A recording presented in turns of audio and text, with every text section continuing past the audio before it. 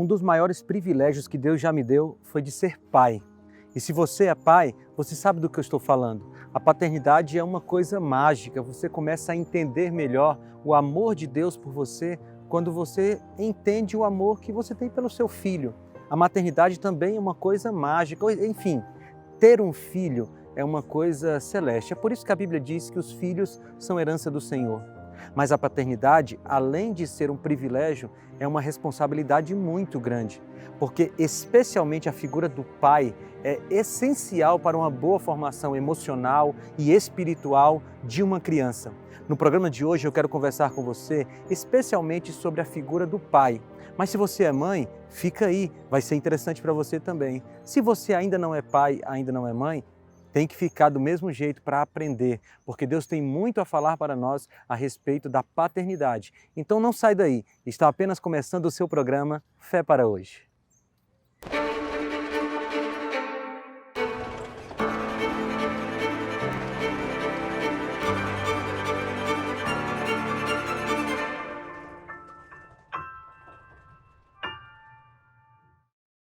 Antes de continuar o tema de hoje, eu preciso te oferecer um presente do Fé para Hoje, um presente meu para você. É a revista Verdades para o Tempo do Fim. Esse é um guia de estudos da Bíblia que você pode ganhar, isso mesmo. Você não vai pagar por ele, você não vai pagar nem a taxa de postagem. É um presente meu, um presente nosso da TV Novo Tempo para você que assiste o Fé para Hoje. Como é que você faz? É só você entrar em contato conosco. Liga para a operadora 12 21 27 31 21, você liga no horário comercial, a pessoa vai te atender, vai fazer o teu cadastro e você vai dizer, olha, estava assistindo o Fé para Hoje e o pastor Felipe disse que eu poderia pedir a revista Verdades para o Tempo do Fim e receberia de graça. E ela vai confirmar para você, vai pegar o teu endereço e vai chegar na tua casa para que você possa conhecer mais a Bíblia. São vários temas de teologia para você se aprofundar na palavra de Deus. Nós podemos enviar essa revista para você, gravar o Fé para Hoje. Na verdade, a Novo Tempo existe por causa dos Anjos da Esperança. São pessoas que acreditam no nosso trabalho e contribuem financeiramente para que a gente possa enviar para a sua casa essa revista sem cobrar nada. Então, você quer pedir a sua revista? Operadora 12 21 27 31 21, faz o teu cadastro, pede a revista, vai chegar para você de graça. Eu trabalhei com educação de maneira direta durante muito tempo na minha vida. Por 16 anos eu estive trabalhando dentro de escolas, das escolas adventistas. E desses 16 anos, pelo menos uns 14 anos eu fui professor. E eu vi muitas vezes alunos que tiveram muito êxito nos estudos, alunos que tiveram muito sucesso, tanto acadêmico quanto social dentro da escola. Mas com tristeza eu também vi muitos alunos que tiveram dificuldades, que fracassaram nas suas notas, fracassaram nos seus relacionamentos. E eu vou te dizer uma coisa, na maioria das vezes eram alunos que tinham pais ausentes. Eu trabalhei certa vez em uma escola que tinha regime de internato. E nessa escola, quando os alunos se comportavam de maneira irregular ou fora do regulamento lá da escola, a gente reunia uma comissão de disciplina. E nessa comissão de disciplina, por diversas vezes, eu vi filhos que não tinham pais presentes acabando infringindo a lei, as leis do internato.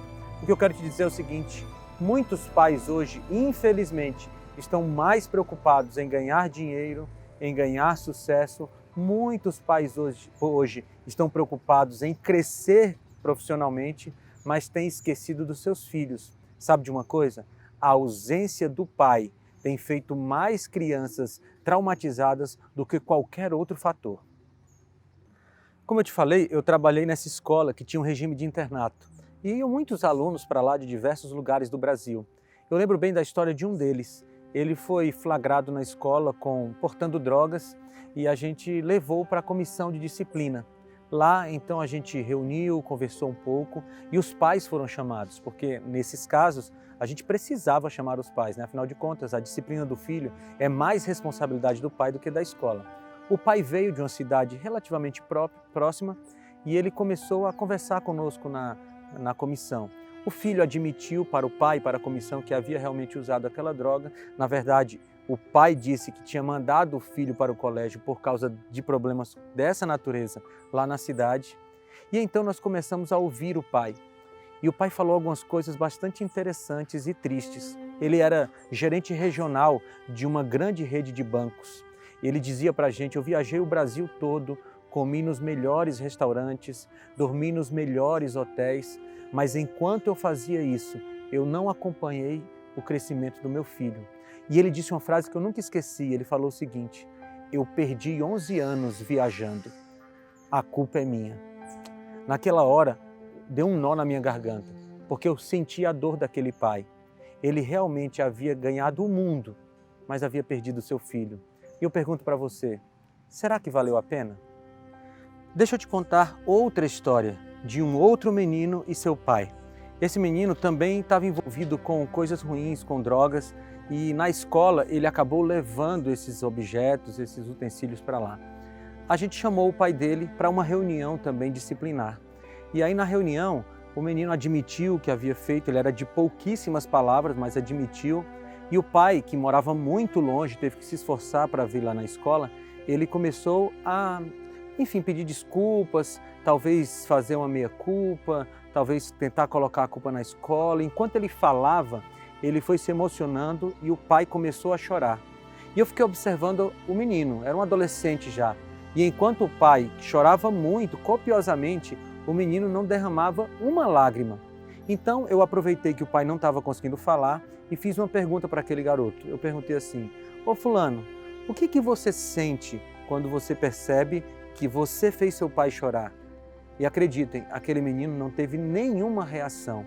Eu pensei que aquela pergunta iria amolecer o coração daquele garoto, mas ele ficou indiferente, parecia que não tinha ninguém chorando na frente dele.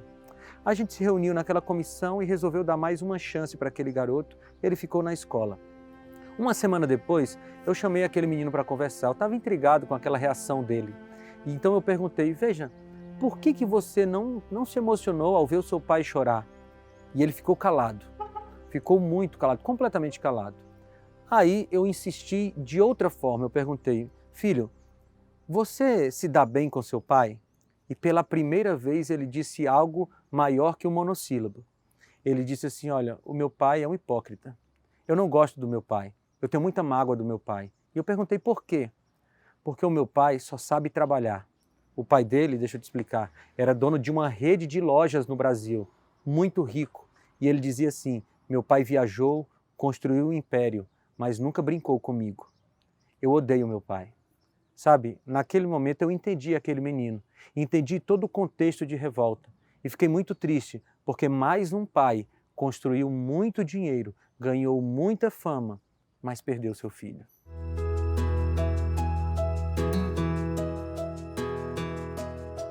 Essas são tristes histórias, mas bem reais e bem mais comuns do que a gente imagina. Infelizmente, existem muitos pais por aí que são negligentes. E veja, eu não estou te falando aqui do ponto de vista de um pai perfeito, porque eu também sou pai, meu filho tem 4 anos e toda vez que eu falo nesse assunto, eu me coloco como aquele que precisa aprender e precisa praticar isso que está sendo falado. Mas eu quero te contar mais uma história de um pai infelizmente ausente e negligente. O nome dele? Davi. Sim, o Davi da Bíblia. O profeta, o rei, ele era um homem segundo o coração de Deus, não deixa de ser. Mas apesar de ser um homem segundo o coração de Deus, Davi foi um pai extremamente negligente e por causa disso a sua família sofreu demais.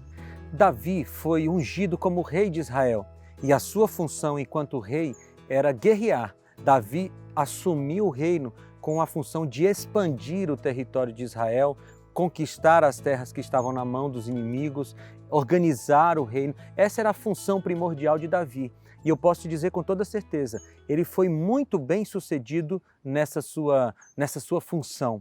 Acompanhe esse texto bíblico que nos ajuda a entender melhor esse assunto.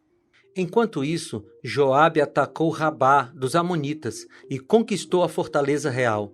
Então mandou mensageiros a Davi dizendo: lutei contra Rabá e apoderei-me dos seus reservatórios de água.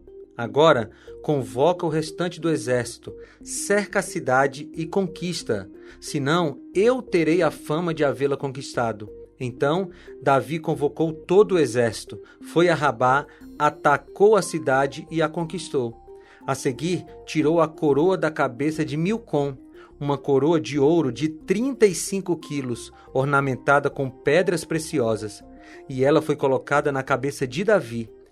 Ele levou uma grande quantidade de bens da cidade e levou também os seus habitantes, designando-lhes trabalhos com serras, picaretas e machados, além da fabricação de tijolos. Davi fez assim com todas as cidades amonitas. Depois voltou com todo o seu exército para Jerusalém. Eu tenho uma convicção. Esse texto não é uma comemoração de um rei que era muito bem sucedido na guerra. Eu tenho uma convicção de que esse texto ele é um lamento de um pai mal sucedido, de um homem que era extremamente eficaz fora de casa e extremamente ineficaz dentro de casa. Por que eu tenho essa convicção? Porque ele está entre duas derrotas de Davi. Se você olhar no capítulo 11, conta a história de Davi sendo derrotado espiritualmente. Ele adulterou com Batseba, mandou matar o marido dela, Urias. É uma história triste de fracasso espiritual. No capítulo seguinte, o capítulo 13, você vai ler a história do fracasso familiar de Davi. Uma história trágica que nós vamos ler daqui a pouco. Ou seja, esse texto que nós acabamos de ler é um texto de vitória entre duas grandes derrotas de Davi. E sabe por que eu acho que é um lamento? Porque não adianta você ser extremamente bem-sucedido fora de casa, quando dentro de casa e dentro de você é um fracasso. Mas antes da gente entrar na história familiar de Davi, é importante que a gente conheça quem era esse homem chamado Davi. E o primeiro ponto que eu quero destacar é que Davi era um homem extremamente ocupado. Afinal de contas, ele era um rei. E como rei, ele tinha que dar conta das reuniões com a sua administração do reino. Ele era um guerreiro, então ele tinha que fazer planos para a guerra. Ele tinha muitas questões, muitas solenidades. Como um rei, ele era uma pessoa extremamente ocupada. Davi era um homem de sucesso. Ele obteve muitas vitórias militares. O texto bíblico dá uma breve descrição desse sucesso. Davi passou a morar na fortaleza e a chamou de Cidade de Davi.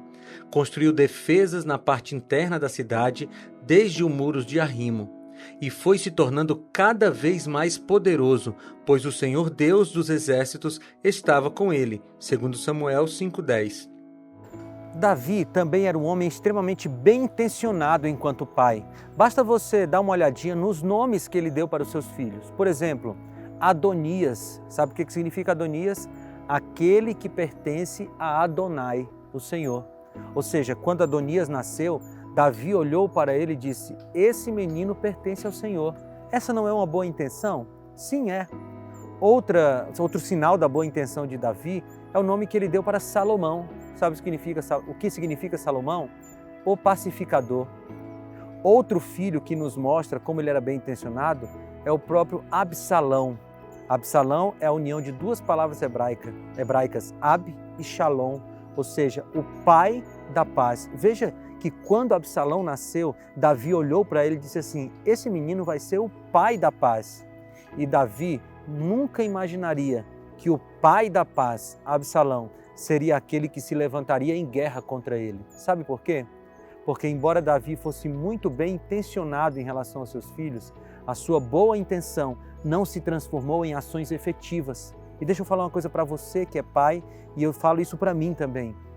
Todos nós somos muito bem intencionados em relação aos nossos filhos, mas se a nossa boa intenção não se transforma em brincadeira de polícia e ladrão no chão da casa, não se transforma em jogo de futebol com seu filho, não se transforma em tempo de qualidade com seu filho, essas boas intenções não terão nenhuma efetividade.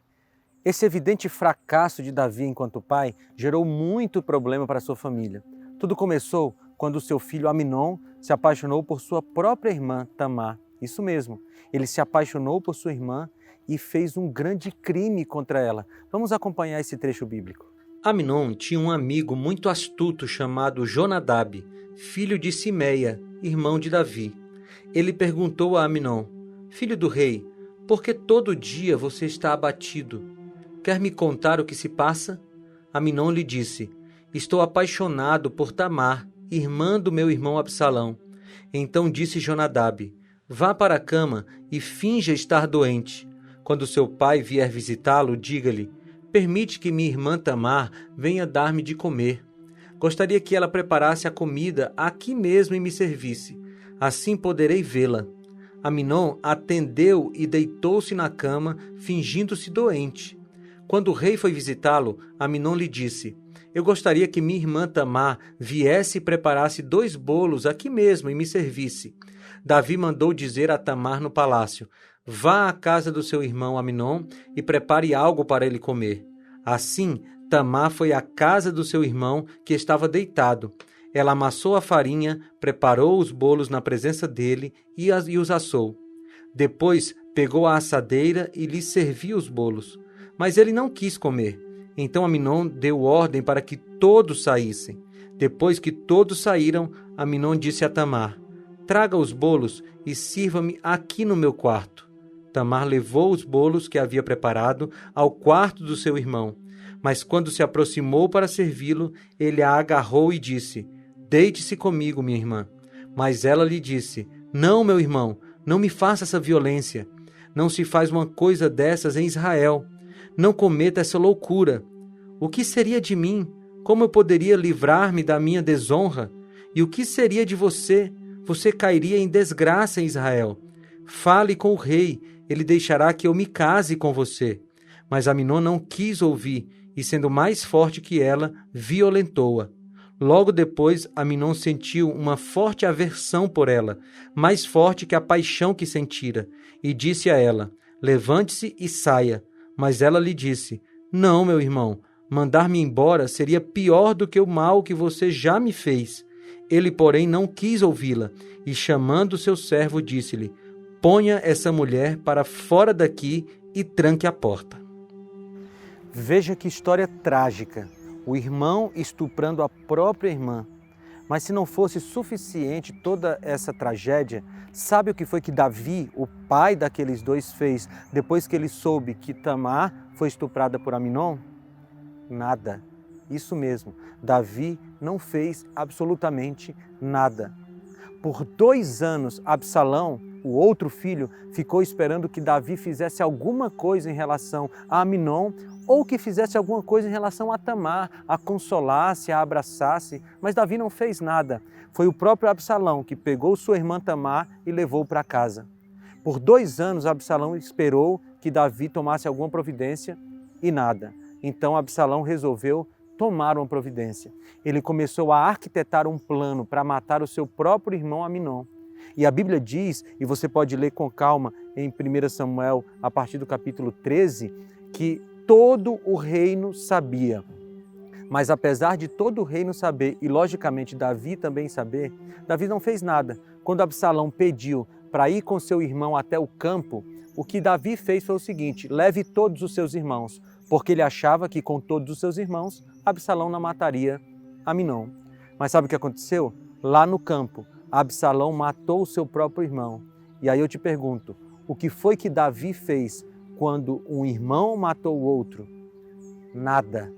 Davi não fez absolutamente nada. Veja, houve um estupro, houve um assassinato e Davi continuava em silêncio. Parece que ele estava ocupado demais para cuidar da sua própria família. Após o crime, Absalão fugiu para a casa do seu avô. Por 3 anos na casa do avô Talmai, ele não recebeu nenhum contato do seu pai. A situação parecia não incomodar muito a Davi. Foi Joabe que resolveu trazer Absalão de volta. Absalão voltou e foi morar vizinho ao palácio e passou mais 2 anos sem ver seu pai. Isso mesmo, não perca a conta. São 7 anos de silêncio de Davi em relação às tragédias que aconteciam em sua casa. Depois de tanto tempo, Davi continuava em silêncio. Ele não tinha falado sobre o estupro, sobre o assassinato, ele não tinha ido atrás do seu filho Absalão, que tinha fugido e já passava tanto tempo longe do pai. E foi o próprio Absalão que tomou a iniciativa de conversar com Davi. Olha o que está escrito em 2 Samuel, no capítulo 14, versículo 32. Absalão respondeu: mandei chamá-lo para enviá-lo ao rei com a seguinte mensagem: porque voltei de Jesur, melhor seria que eu lá permanecesse. Quero ser recebido pelo rei. E se eu for culpado de alguma coisa, que ele mande me matar. Veja, eu vou interpretar esse texto para você. É como se Absalão estivesse dizendo assim: olha, diga ao rei que me mate, mas eu quero ver o rosto dele. E tem um detalhe nesse texto aqui: Absalão não chama Davi de pai, Absalão chama Davi de rei, porque ele não tinha intimidade de filho para pai com Davi. E tem mais, ele queria só ver o rosto de Davi. Na verdade, o que ele queria era conversar. O que Absalão queria era que chegasse na frente do seu pai e fosse repreendido por ter matado seu irmão, que ele recebesse alguma palavra em relação a tudo que aconteceu. Mas não aconteceu nada disso. Sabe o que a Bíblia diz? Quando Absalão chegou na frente de Davi, ele ganhou um beijo no rosto e Davi despediu Absalão. É isso mesmo. Depois de tantas tragédias e tanto tempo, Davi continuava se omitindo. Ele deu um beijo e despediu Absalão.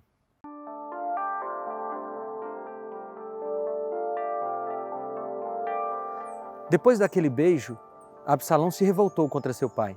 A Bíblia diz, a partir de 2 Samuel capítulo 15, que ele levantou um exército para destituir Davi do poder. E foi isso que ele fez, ele começou a guerrear e Davi, logicamente, levantou um exército contra o seu próprio filho, mas ele pediu para Joabe, o líder do seu exército, que não machucasse o seu próprio filho. Mas na guerra tudo acontece. E a Bíblia diz que Absalão estava fugindo de Joabe e ele ficou com seus cabelos presos em uma árvore, ficou pendurado. E Joabe veio e cravou uma espada no peito de Absalão, matou o seu próprio primo. Quando a notícia chegou para Davi, a Bíblia diz que ele começou a lamentar, a chorar alto, dizendo: Absalão, meu filho, como eu queria morrer por ti. Mas era tarde demais. Davi não tinha dado atenção para o seu filho no momento que deveria dar. Quando Jó soube que seus filhos morreram, ele diz: O Senhor deu e o Senhor tirou. Bendito seja o nome do Senhor. Jó 1:21. Qual o motivo de respostas tão diferentes para eventos semelhantes? A resposta é consciência. Jó era o pai que zelava pelos seus filhos, sacrificava por eles, investiu sua vida na vida deles. E quando eles morreram, ele sabe que fez o melhor por eles enquanto em vida. Davi, embora tenha o coração de Deus, nunca conseguiu ter o coração dos filhos. Lidera uma nação, mas não consegue liderar seu lar. Derruba Golias, mas não consegue derrubar as muralhas relacionais dentro de casa. É o maior rei da história, mas o pior pai da Bíblia. Ele quer morrer pelo filho, pois nunca viveu para ele. Amou fora do tempo, gritou quando seu filho não o podia ouvir mais. Que hoje possamos abraçar quem ainda podemos, amar os que ainda podem receber nosso amor. Perdoe enquanto é tempo. Os mortos recebem mais flores que os vivos, pois o remorso é mais forte que a gratidão, disse Anne Frank. Viva pelos que você ama, para não desejar morrer por eles, quando for tarde demais. Como eu te falei, o relato de Davi com a sua família é um triste relato bíblico. Com ele a gente aprende por contraste o que um pai deveria fazer. Bem, a primeira lição que a gente tira da história de Davi com Absalão é que Davi terceirizava a educação dos seus filhos. Isso mesmo.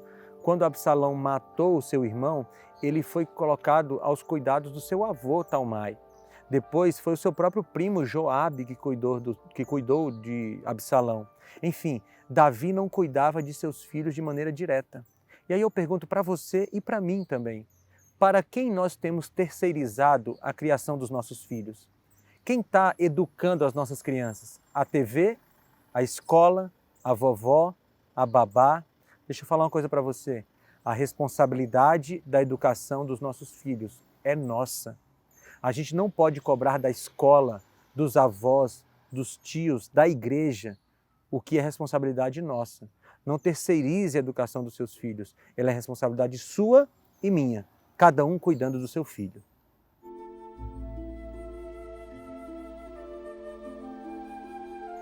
A segunda lição que a gente tira da história de Davi com Absalão é que Davi não tinha tempo para os seus filhos.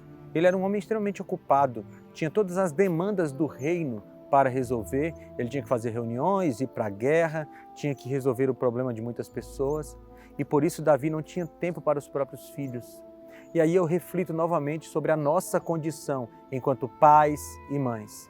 Nós temos tempo para os nossos filhos Ou será que nós estamos perdendo o tempo precioso que teríamos com o nosso filho? Com TV, futebol, internet, redes sociais? Veja, todas essas coisas são muito boas, mas se elas estão tirando o nosso tempo para a educação dos filhos, então elas se tornam um problema. A gente precisa, de verdade, dedicar tempo para que os nossos filhos pequenos se tornem cidadãos de bem.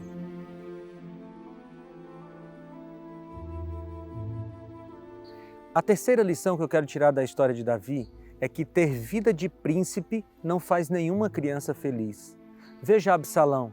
Absalão tinha todo o dinheiro que ele poderia querer ter. Ele poderia comprar todas as coisas que ele quisesse. Por quê? Porque ele era filho do rei, ele era o príncipe. Mas tudo que Absalão queria era a companhia e a atenção do seu pai. Deixa eu te falar uma coisa. Muitas pessoas hoje acabam compensando a sua ausência com presentes para os seus filhos, compensando a sua ausência com uma viagem ou outra esporádica nas férias. O que teu filho precisa é de tua presença constante. Deus espera que a gente cuide dos nossos filhos. E tem uma citação que eu gosto muito e que fala muito ao coração dos pais, ao meu e ao seu coração. Acompanhe comigo. Ditosos os pais, cuja vida é um verdadeiro reflexo da divina, de modo que as promessas e mandamentos de Deus despertem na criança gratidão e reverência. Os pais, cuja ternura, justiça e longanimidade representam para a criança a longanimidade, a justiça e o amor de Deus, e que, ao ensinarem o filho a amá-los, a neles confiar e obedecer-lhes, estão ensinando a amar o Pai do céu e nele confiar e obedecer-lhe. Os pais que comunicam ao filho semelhante dom, dotam-no com um tesouro mais precioso que a riqueza de todos os séculos, um tesouro perdurável como a eternidade. Meu filho Daniel tem 4 anos. Eu me preocupo demais com a educação que eu tenho dado para ele. Eu tenho uma esposa que me ajuda demais, que na verdade é uma bênção de Deus na minha vida e que nos ajuda nesse processo de educação do Daniel. Mas eu compreendo que eu tenho um papel enquanto pai. Existem alguns estudos acadêmicos que falam da importância do papel do pai, do homem na vida de uma criança. Por exemplo, um estudo da Universidade Federal de Minas Gerais faz uma ligação muito forte entre pais ausentes e a entrada de adolescentes na criminalidade. Um outro estudo da Universidade Federal de Minas Gerais diz que pais que trabalhavam no turno noturno, ou seja, que não estavam em casa quando seus filhos estavam, geravam filhos mais inseguros. E se você pesquisar na internet, você vai encontrar vários estudos científicos que falam a respeito da importância da presença paterna do pai, do homem, na vida do menino e da menina também. Veja, eu não estou te acusando de nada. O que eu estou fazendo aqui é compartilhando com você uma preocupação que eu tenho. Eu quero ser um bom exemplo para o meu filho. Veja, eu já fiz essa oração para Deus e eu orei dizendo assim: Senhor, eu não quero ser o melhor apresentador e o pior pai. Eu já falei para Deus: Senhor, eu não quero ser o melhor pastor e o pior pai. Eu queria sugerir para você essa oração. Ore, Senhor, eu não quero ser o melhor advogado e o pior pai, o melhor professor e o pior pai, o melhor empresário e o pior pai. Sabe, nós temos uma responsabilidade de abençoar os nossos filhos e a nossa presença, a nossa atenção é uma das melhores formas de abençoar a vida das crianças. Então, seja presente, cuide dos seus filhos, eles vão agradecer por isso.